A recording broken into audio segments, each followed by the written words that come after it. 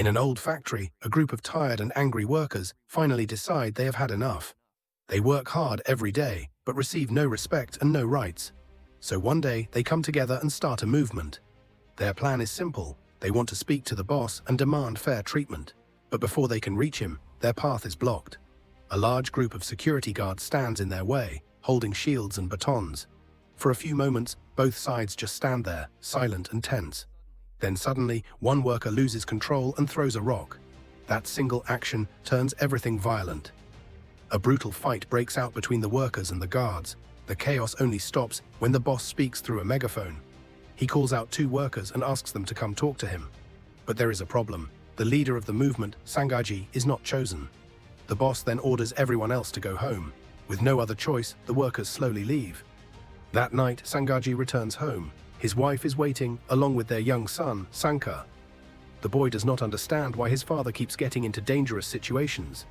Sangaji calmly tells him that standing up against injustice is everyone's responsibility. Before going to sleep, Sanka's mother asks him to close the windows because it is raining. Even though the boy is afraid of thunder and lightning, he gathers his courage and does it. 3 days pass. The two workers who went to meet the boss never come back. No news, no message. Worried and angry, Sangaji gathers the workers once again. They march together, hoping to learn the truth. But just like before, armed guards block their path. Another violent clash begins. This time, the danger does not come from the guards alone. In the middle of the chaos, one of Sangaji's own colleagues betrays him. He stabs Sangaji from behind, ending the life of the man who started it all. And just like that, the movement loses its leader. Not to the enemy, but to betrayal from within. Hidden nearby, Sangaji's young son, Sanka, sees everything. Shocked and terrified, the boy runs toward his father's body, but it is already too late. Heavy rain starts pouring down as Sanka cries over his father. Filled with anger and pain, Sanka grabs a guard's shield and tries to fight back. He is just a child, but his rage is overwhelming. Suddenly, something strange happens. Electricity shoots out from his hands.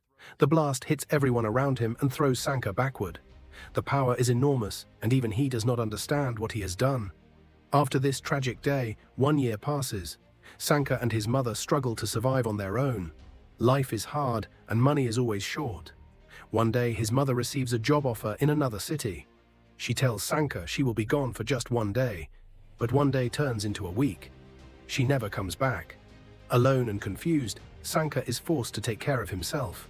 Hunger becomes his daily enemy, and every time it rains, his greatest fear returns. Stormy nights are long, cold, and frightening. After waiting for many days, Sanka begins to believe his mother has abandoned him. With no hope left, he leaves his home and goes to the streets, trying to survive on his own. One morning, his life takes another dark turn. A gang of street kids spots him and starts chasing him. They corner him in a narrow alley. Sanka tries to fight back, but he is outnumbered. All 5 kids attack him at once. They beat him badly, cut his ear, and are about to hit him with wooden sticks. Just when things seem hopeless, help arrives. Another boy appears. His name is Awang. Calm and fearless, Awang steps in and fights the gang. Using fast and powerful martial arts moves, he knocks all 5 attackers down in seconds. After saving Sanka, Awang takes him to his hideout inside an old train station. He feeds him, gives him a place to rest, and sees something special in the boy. Instead of leaving him, Awang makes a decision. He decides to teach Sanka how to fight so he can protect himself in this harsh world. Training begins, and Sanka surprises Awang. The boy learns fast, his moves are sharp, and his focus is strong. It is clear that fighting comes naturally to him, but one day during a break it starts raining again. The moment Sanka hears the rain, he panics and runs inside one of the train wagons to hide. Awang follows him and asks why he is so afraid of the rain. Sanka quietly says that it feels like the lightning is drawn to him, like it is searching for him. Later, Awang offers him a way out. He tells Sanka to come with him on a train heading southeast, where they can start a better life. Sanka agrees. That night, the two of them run after a train that is already moving fast. Awang jumps and manages to grab onto a wagon. He reaches out his hand to pull Sanka up. Sanka runs as hard as he can, but he cannot reach it in time. The train pulls away. Left behind, Sanka watches Awang disappear into the night.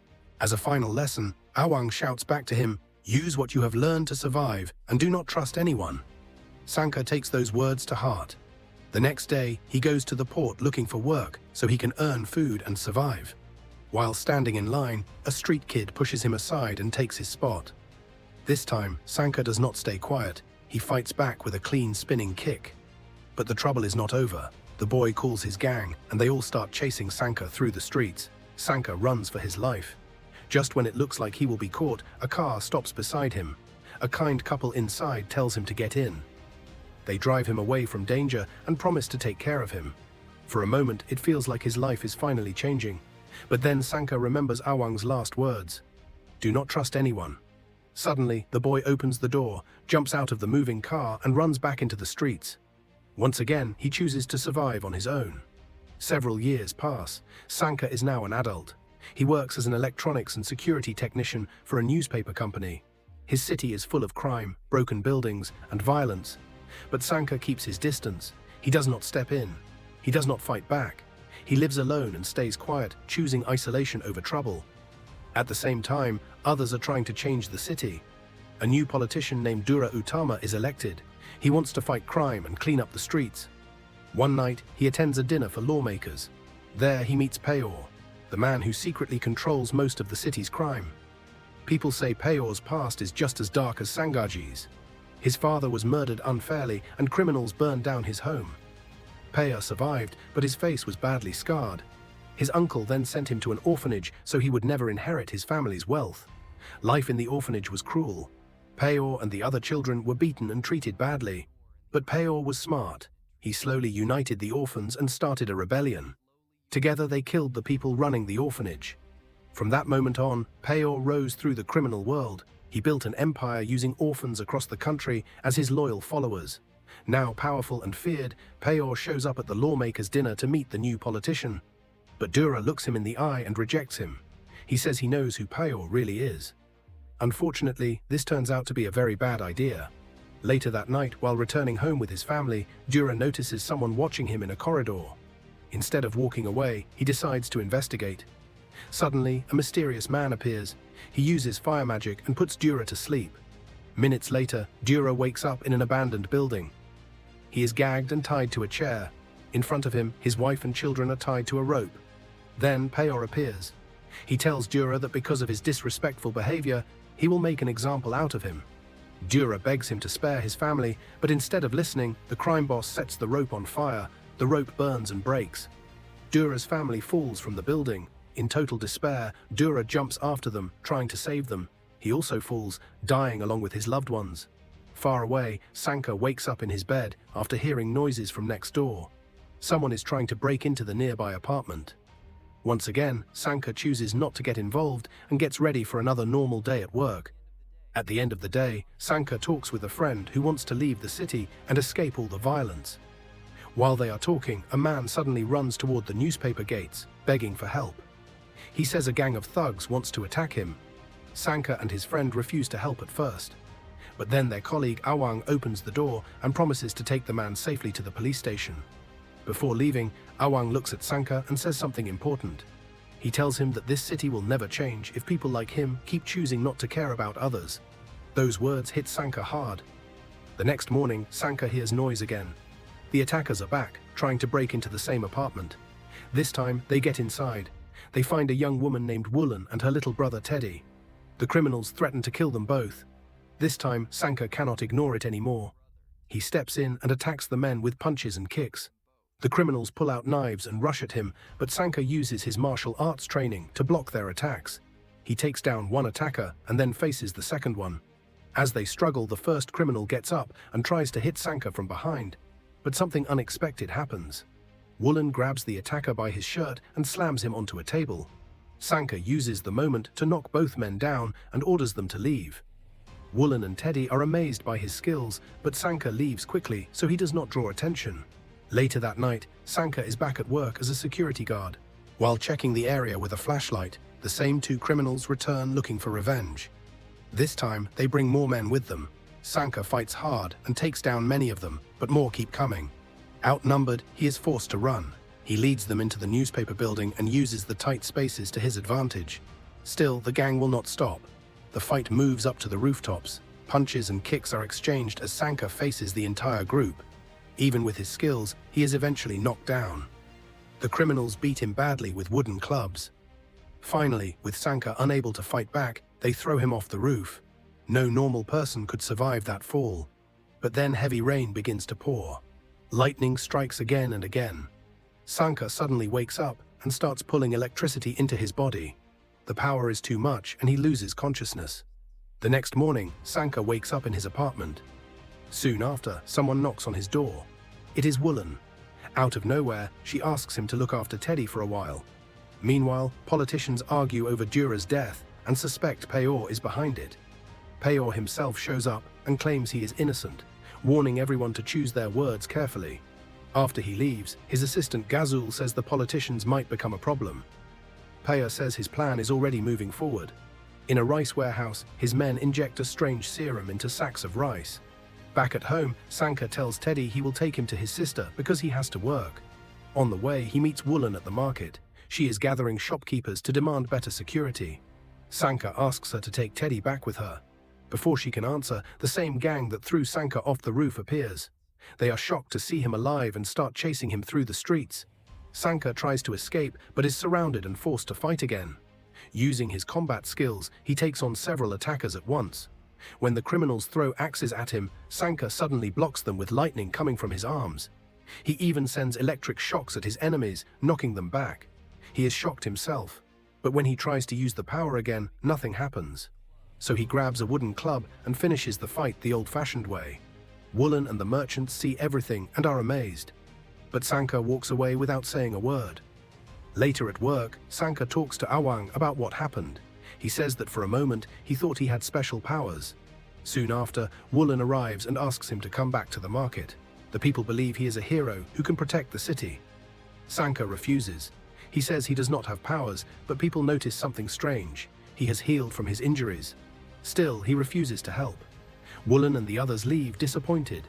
That night after work, Sanka returns home and finds the market burned down. Shops are destroyed and many people are hurt. Woolen tells him that he cannot look away when people are suffering. She believes the vandals did this and asks Sanka to help her fight their leader, Gund, one of Payor's men. Hearing this, Sanka finally decides to act, but he still does not know where his powers come from or how to control them. Another night at work, Woolen and Teddy come to see him just as a strong storm begins. Thunder fills the sky. Sanka remembers his fear of lightning and the night he absorbed it. He steps into the rain and is struck by electricity, crashing to the ground. Ewang rushes to help, but the moment he touches Sanka, lightning throws him back. That is when Sanka understands the truth. Lightning gives him strength. Woolen tests this by hitting him with an iron bar, but Sanka feels no pain. Fully charged with energy, he joins Woolen and her companions and goes with them to a wedding party where they expect to find Gund. As soon as Gund sees the group, he panics and runs away. His men try to protect him, but before anything else can happen, the bride suddenly appears, demanding to know what is going on. Before the situation can calm down, something strange happens. Several guests suddenly feel sick. All of them are pregnant. Soon after, reports come in from all over the city. Many pregnant women are getting sick at the exact same time. The media quickly discovers the reason. The rice has been contaminated by Payor's men. Experts explain that a serum was injected into the rice. This serum affects unborn babies, making them unable to tell right from wrong. The plan is to create a future generation with no moral values. People who will grow up to become Payor's loyal followers. This news shocks the city. Anger spreads everywhere. Chaos breaks out in the streets. Vandals take advantage of the situation, burning shops and breaking into homes. That same night, Sanka appears wearing a mask. He steps in to stop the troublemakers. He fights them easily, knocking them down one by one, but during the fight, one thug attacks him with a knife that has a small container attached to it. The man collects some of Sanka's blood and escapes. After the fight, Sanka returns to his workplace, where Woolen helps treat his wounds. Another storm begins outside. Sanka uses the rain and lightning to recharge his power. But when he sees what happens to Awang, he realizes something dangerous. When he is fully charged, he could hurt his friends by accident. So Sanka makes a choice. With the help of Woolen, Awang and Teddy, he gathers materials from the newspaper building and builds a protective suit. He even adds metal antennas to his mask so he can absorb lightning more safely. Now fully prepared, the masked vigilante goes back into the streets to fight crime. His actions quickly make the news. Soon the House of Peace takes notice, a secret group made up of politicians and journalists. One of them, Erwin, suggests they investigate the harmful serum and also find out who the masked hero really is. After another long night of fighting, Sanka wakes up on a sofa and sees Woolen making breakfast. Little by little, she seems to be growing closer to him. After finishing the food, she steps outside, but suddenly a group of troublemakers approaches her. Sanka rushes to protect her, but the men say they did not come to fight. They claim they were not the ones who burned down the market. Instead, they say it was Alsan, a well-known violinist. They say they saw him at the market on the night of the fire. Hearing this, Sanka goes to the theater where the violinist is performing that evening. After the show, the musician leaves through the back door, and that is when the masked hero confronts him. Sanka demands to know why he burned down the market. In response, the violinist pulls out a hidden blade from inside his violin case and attacks. Thanks to his superhuman strength, Sanka is not hurt. A fierce fight breaks out. Using his skill, Sanka slowly gains the upper hand. During the struggle, he notices a strange mark on the man's chest. Realizing he cannot win, the violinist runs away down the street, but he does not see a car coming. In seconds, he is hit and killed. The next day, Peor learns about the violinist's death. The man was part of the League, a group made up of Peor's most loyal orphans. Furious, Peor plans revenge, not just against the masked hero, but against everyone in the House of Peace. To do this, he summons the remaining 9 members of the League: the dancer, the hypnotist, the nurse, the blacksmith, the painter, the student, the chef, the model, and the sculptor. One by one, they begin hunting down and killing the politicians and journalists linked to the secret group. One of them, the dancer, who wears a mask on the back of his head, attacks Erwin while he is in his car. Despite the efforts of Erwin's guards, they are all killed. Trapped inside his vehicle, the politician locks himself in, hoping to survive. The dancer slowly moves toward him, but suddenly Sanka appears, fully suited up and ready. He challenges the dancer to a direct fight. The hero's fighting skill surprises his enemy so much that during the fight, the dancer's mask is torn off. In the end, Sanka throws him away. Realizing the hero is far stronger than expected, the orphan escapes. After the fight, Sanka checks the fallen mask and notices a symbol on it. It is the same mark the violinist had on his chest. It represents Peor's League. Erwin thanks the masked hero, who quickly leaves the scene. Inspired by what he saw, Erwin pushes for a vote to produce an antidote against the serum. The vote passes, and the antidote begins to be made and sent to the people. But there is a problem. The company making the antidote is actually owned by Peor. Instead of a cure, they plan to use a substance that will make the serum even more powerful. Luckily, Erwin had asked a private lab to test the antidote just in case. When the truth is revealed, he quickly sends his assistant to warn the vaccination centers and also asks him to find out who the masked hero really is. Soon, Sanka's real identity is discovered. Erwin calls Sanka at his workplace and warns him about Peor's plan. Sanka decides to stop him, but Peor moves first. He shows up at the newspaper building with his League of Orphans, all dressed for battle. Sanka challenges them. He first fights the model and the chef at the same time. Even without his powers fully charged, he manages to knock the model into a hole. But then the sculptor appears with his hammer and tools, joined by the painter, who uses his fists like weapons. These two are much harder to fight. Things get worse when the student joins in, using her backpack as a weapon, along with the blacksmith, who attacks with 2 long swords. Trying to keep his distance, Sanka is suddenly surrounded again, first by the dancer and then by the nurse. Armed with daggers, outnumbered and exhausted, Sanka can barely stay on his feet. Then he sees Woolen, Teddy and Awang being taken to the roof by Peor and his men. Sanka rushes after them. On the roof, he finds his friends held hostage along with the hypnotherapist. Sanka begs Peor to spare them, but without hesitation, the chef stabs Awang in the back, killing him. With his last breath, Awang tells Sanka that his strength was always inside him and that he must release it completely. Those words ignite something inside Sanka. Using his own body, he draws electricity from the sky, becoming more powerful than ever. He calls all the orphans to face him at once. One by one, he defeats them with ease. When it is the hypnotherapist's turn, he uses his power to put Sanka to sleep. In his dream, Sanka sees himself as a child again, sitting with his parents. They promise they will never leave him, but Sanka realizes it is not real. He breaks free and wakes up just in time to block the blacksmith's attack. He grabs one of the swords and summons lightning. The blade shatters, and a wave of energy destroys both the blacksmith and the hypnotherapist. With almost all his allies defeated, Peor tries to stab Sanka from behind, but Erwin appears and shoots Peor.